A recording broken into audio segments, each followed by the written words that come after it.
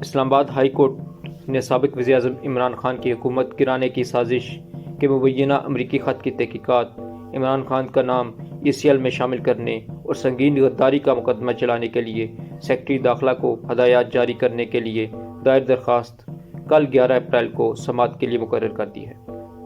اسلام آباد high court کے chief justice اطہر من اللہ سماعت کریں گے۔ شہری مولوی اقبال حیدر کی جانب سے اسلام آباد ہائی کورٹ میں جمع کی گئی درخواست میں موقف اختیار کیا گیا ہے کہ عمران خان نے تحریک عدم اعتماد سے بچنے کے لیے امریکہ میں پاکستانی سفیر، سابق وفاقی وزیر فواد چودھری، سابق وزیر خارجہ شاہ محمود قریشی اور سابق ڈپٹی اسپیکر قومی اسمبلی قاسم سوری سے مل کر سازش تیار کی ہے کہ امریکہ ان کی حکومت گرانے کی سازش کر رہا ہے۔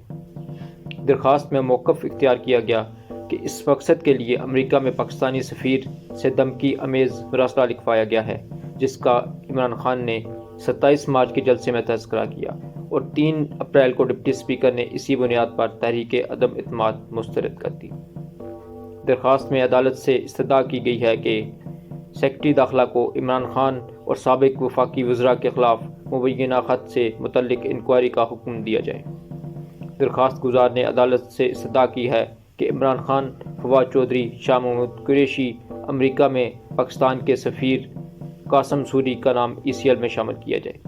درخواست میں یہ استدعا کی گئی کہ متعلقہ افراد کے خلاف سنگین غداری کا مقدمہ چلانے کے لیے شکایت ٹرائل کورٹ کو بھجوانے کے احکامات بھی جاری کیے جائیں۔